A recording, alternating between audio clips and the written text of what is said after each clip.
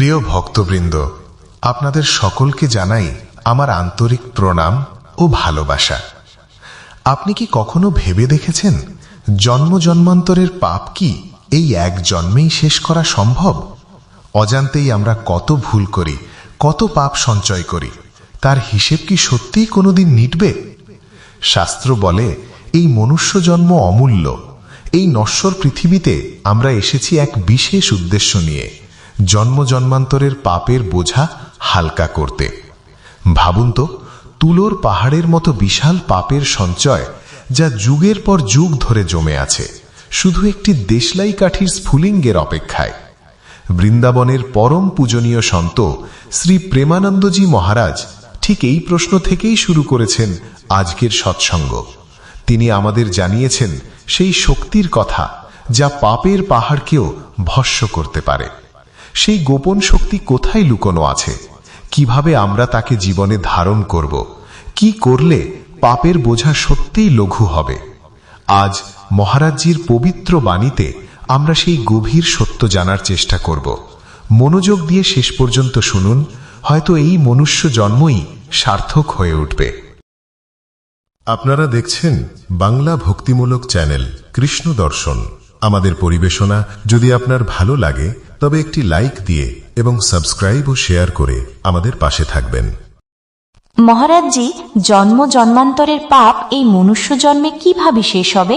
যেমন তুলোর পাহাড়ে একটি দেশলাই কাঠি ধরিয়ে দিন, পুরো ছাই হয়ে যাবে, তাই না? ঠিক এমনই এই দেশলাই কাঠি কেবল ভগবানের কাছে আছে, আমার কাছে নেই, আপনার কাছেও নেই।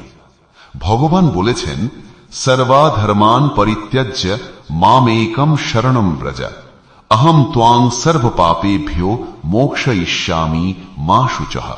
অর্থাৎ তুমি সমস্ত ধর্মকর্ম ত্যাগ করে কেবল আমার শরণ নাও, আমি তোমাকে সমস্ত পাপ থেকে মুক্ত করব। চিন্তা করো না, ভগবান সব পাপ নষ্ট করে দেবেন।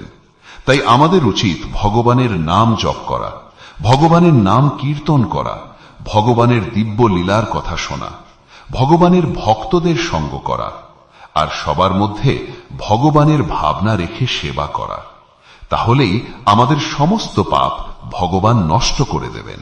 কিন্তু কখনো কখনো জীবনে কিছু না কিছু সমস্যা আসে, আর তাতে মন বিভ্রান্ত হয়ে যায়।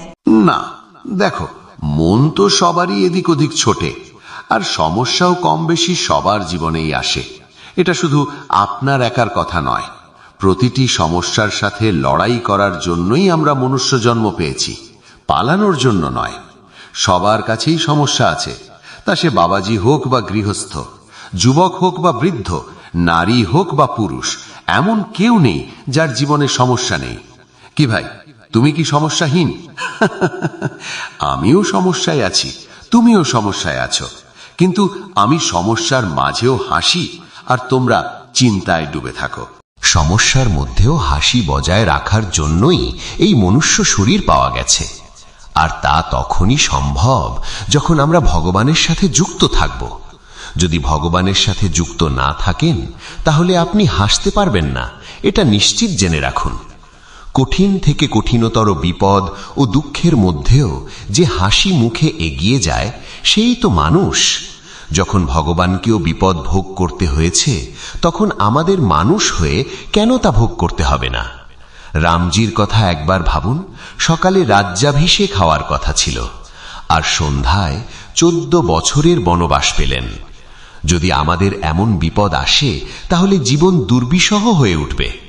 যার সকালে চক্রবর্তী সম্রাট হওয়ার কথা, আর আজ সন্ধ্যায় খালি পায়ে 14 বছরের জন্য বনবাসীর বেশে বেরিয়ে গেলেন।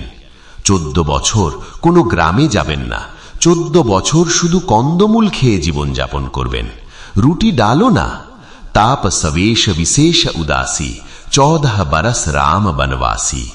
ভগবানকে কত বড় কষ্ট সহ্য করতে হয়েছিল একবার ভাবুন। তাহলে আমরা এই মৃত্যু লোকে জন্ম নিয়ে মানুষ হয়েও এমন সমস্যা তো আমাদের নেই। আমাদের সমস্যা খুব ছোট, আর সেই সমস্যাগুলির সমাধান আমরা বিবেক দিয়ে করতে পারি, আমরা ভজনের দ্বারা করতে পারি। প্রতিটি সমস্যার সমাধান ভগবান। যদি আমরা ভগবানের সাথে যুক্ত হই, ভগবানের নাম জপ করি, তাহলে আমাদের এমন বুদ্ধি আসবে যে আমরা লড়াই করতে পারবো, আমরা বাঁচতে পারবো, আমরা দুঃখের মধ্যেও হাসি মুখে বাঁচতে পারবো। এই কৌশল আপনিও শিখতে পারেন। খুব নাম জপ করুন, ভগবানের সাথে মনকে যুক্ত করুন। আজ হোক বা কাল, মরতে তো একদিন হবেই। অযথা কান্নাকাটি কেন ভাই, আনন্দ সহকারে বাঁচুন। আজ আমাদের দুঃখ আছে, দুঃখের মাঝেও যদি আমরা হাসতে পারি, কাল সুখ এমনিতেই চলে আসবে। যেমন দিন আসে তেমনি রাত, রাত এলে দুঃখ, দিন এলে সুখ, এই ধারাই চলতে থাকে। দুঃখ চিরকাল থাকে না, আর সুখও চিরকাল থাকে না। সব দিন জাত না এক সমান, দিন বদলাতে থাকে। তাই আমাদের উচিত সমস্যা এলে কোমর বেঁধে তৈরি থাকা, যে এখন সমস্যা এসেছে, এখন আমাকে ভগবানের সাহায্য নিয়ে একে জিততে হবে, হার মানা যাবে না। মনুষ্য শরীর ভুল সংশোধন করার জন্য এবং সমস্যা মোকাবিলার জন্য পাওয়া গেছে। আমাদের যে সমস্যাগুলি আসে সেগুলিকে যদি আমরা বিবেক দিয়ে সামলাই, তাদের সাথে লড়াই করি, সংগ্রাম করি, তাহলে সেই সংগ্রামে আমরা নিশ্চিত জয়ী হব, কারণ আমরা ভগবানের ভজন করি। আর যদি ভগবানের ভজন না করেন তাহলে তো ডুবে যাবেন, তখন সমস্যা আমাদের গ্রাস করে নেবে। যদি ভগবানের উপর ভরসা থাকে এবং ভগবানের ভজন থাকে, তাহলে বড় বড় বিপদ থেকেও আপনি বেরিয়ে আসবেন, এটা নিশ্চিত জানুন। আজ যে আমি আপনাদের সামনে কথা বলছি, হাসছি আর বেঁচে আছি, শপথ করে বলছি, তা কেবল আমি প্রভুর স্মরণে আছি বলেই পারছি, তা না হলে পারতাম না। আর এখন মহা আনন্দে থাকি, কারণ প্রভুর স্মরণে আছি। মরতে তো একদিন হবেই, তাই না? একদম আনন্দে থাকতে হবে। মনুষ্য জীবন আনন্দের জন্যই পাওয়া গেছে। সেই আনন্দ তখনই থাকবে যখন ভগবানের সাথে যুক্ত হবেন। যদি ভগবানের সাথে যুক্ত না থাকেন, তাহলে আনন্দিত থাকতে পারবেন না। মহারাজজির এই গভীর কথাগুলি আমাদের হৃদয়ে গেঁথে নেওয়ার সময় এসেছে। তিনি আমাদের শিখিয়েছেন যে জীবনের প্রতিটি বাধা, প্রতিটি দুঃখ আসলে এক একটি সুযোগ ভগবানের আরো কাছাকাছি আসার, তার নাম জপ করার এবং তার উপর সম্পূর্ণ বিশ্বাস রাখার।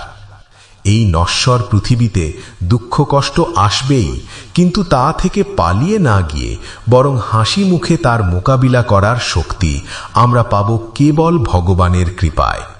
মনে রাখবেন, মনুষ্য জীবন কেবল ভোগ আর দুঃখের জন্য নয়, বরং আনন্দ আর মুক্তির জন্য।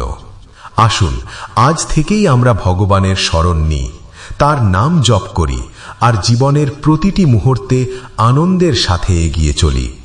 রাধা রাধা।